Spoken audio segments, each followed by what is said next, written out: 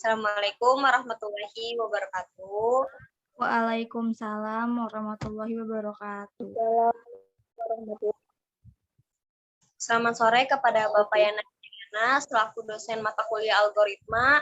Di kelompok saya ada 3 orang, yaitu Anggi Renata Agusti sebagai moderator sekaligus presentator pertama, Anggi Wiyani Putri presentator kedua, dan Kiki Hairul Nisa presentator ketiga. Di sini kami akan mempresentasikan, menjelaskan tentang materi prosedur dan fungsi.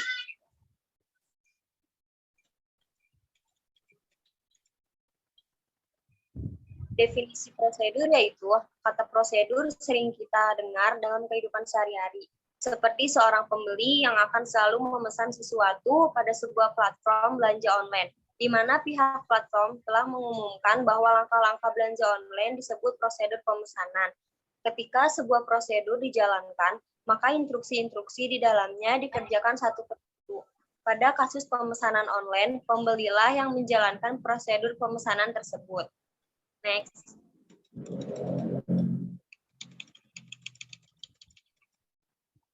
Pada struktur prosedur, bagian judul yang terdiri atas prosedur dan sebagai deklarasi untuk mendefinisikan nama pengubah, nama tipe dan konstanta, dan bagian algoritma yang merupakan badan prosedur. Setiap prosedur mempunyai nama yang unik. Nama prosedur sebaiknya diawali dengan kata kerja aktif karena prosedur berisi aktivitas melakukan sesuatu.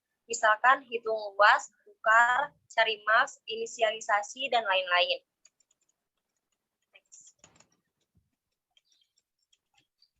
Pada slide ini, yang pertama yaitu bagian prosedur berisi tentang penjelasan apa yang dilakukan oleh prosedur.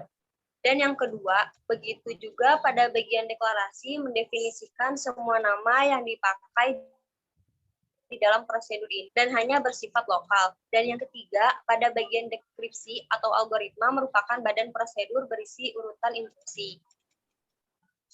Keputusan apakah suatu peubah akan dideklarasikan secara global atau lokal, tergantung pada penggunaan nama tersebut. Yang pertama yaitu bila suatu peubah digunakan di seluruh bagian program, maka peubah tersebut dideklarasikan secara global.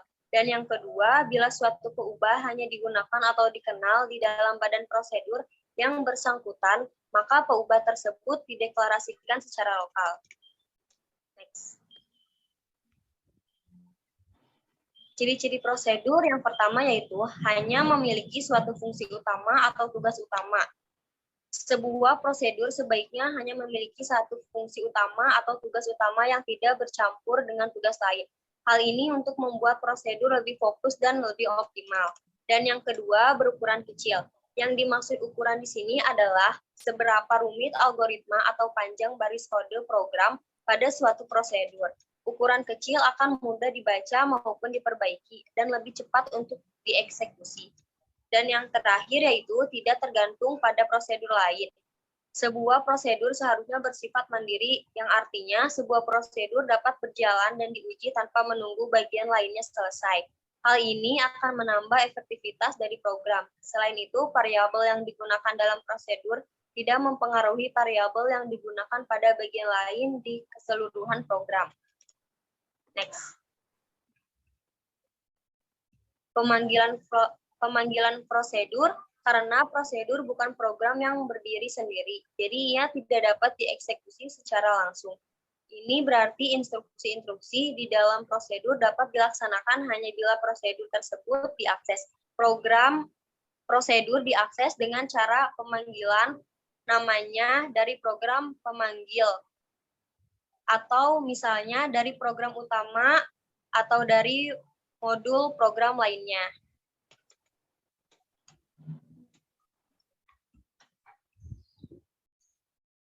Parameter aktual dan formal yaitu parameter aktual yang disertakan pada waktu pemanggilan. Parameter formal yaitu parameter yang dideklarasikan pada bagian header producer. Pendeklarasian parameter di dalam prosedur bukanlah keharusan, dengan kata lain parameter boleh ada atau tidak ada.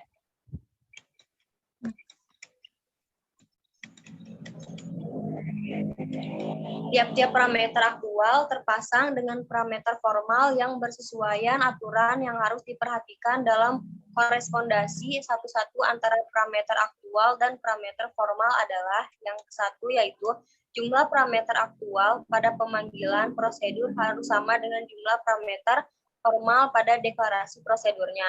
Dan yang kedua, tiap parameter aktual harus bertipe sama dengan tipe parameter formal yang bersesuaian.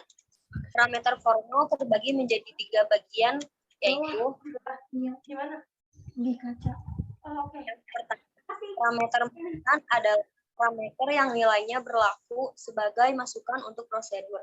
Pada bahasa pemrograman, istilah parameter masukan ini sering dinamakan parameter nilai. Yang kedua, parameter keluaran adalah parameter yang menampung keluaran yang dihasilkan oleh prosedur. Dan yang ketiga, sedangkan parameter masukan atau keluaran adalah parameter yang berfungsi sebagai masukan sekaligus keluaran bagi produser tersebut. Parameter masukan atau luaran dideklarasikan di dalam header produser dengan kata kunci input atau output. Next. Studi kasus prosedur. Misalkan nilai A yang dibaca adalah 10 dan nilai T yang dibaca adalah 5. Maka parameter alas akan menerima nilai 10 dari variabel A dan parameter tinggi akan menerima nilai 5 dari variabel T. Selanjutnya, nilai alas dan tinggi digunakan untuk menghitung luas segitiga di dalam prosedur hitung luas segitiga. Berikut penyelesaiannya. Prosedur hitung luas segitiga menginput alas dan tinggi sama dengan real dan mengoutput luas sama dengan real. Maka menghitung luas segitiga menggunakan rumus luas sama dengan alas dikali tinggi dibagi 2. Maka pendeklarasiannya tidak ada dan algoritmanya adalah luas sama dengan alas dikali tinggi dibagi 2. Di sini, pada studi kasus kali ini, kita menggunakan parameter keluaran yang dimana hal tersebut ada pada bagian prosedur yang terdapat kata kunci output yang merupakan simbol atau tanda dari parameter keluaran. Next. Definisi fungsi. Fungsi adalah bagian program yang menerima data masukan dan memberikan atau mengembalikan return sebuah nilai dari tipe tertentu. Nilai yang diberikan oleh fungsi dapat bertipe dasar maupun bertipe bentukan. Parameter formal selalu berjenis parameter masukan, sehingga deklarasi nama parameter selalu diawali dengan kata input. Pendefinisian fungsi seperti halnya pada prosedur. Struktur fungsi sama dengan struktur algoritma yang sudah kita kenal. Ada bagian header yang berisi nama fungsi beserta parameter masukan jika ada dan spesifikasi tentang fungsi tersebut. Bagian deklarasi dan badan fungsi. Next.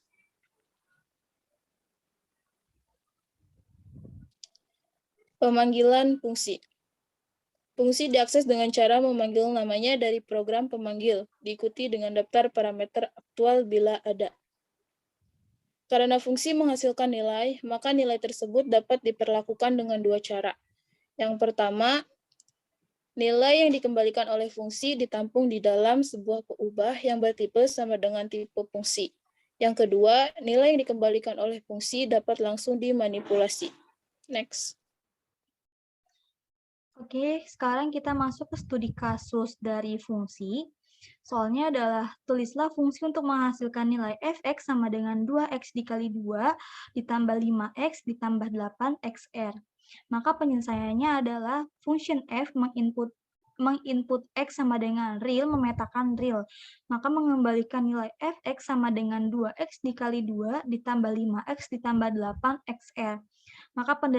Maka pendeklarasiannya tidak ada, lalu algoritmanya adalah return 2 dikali x ditambah 5 dikali x ditambah 8.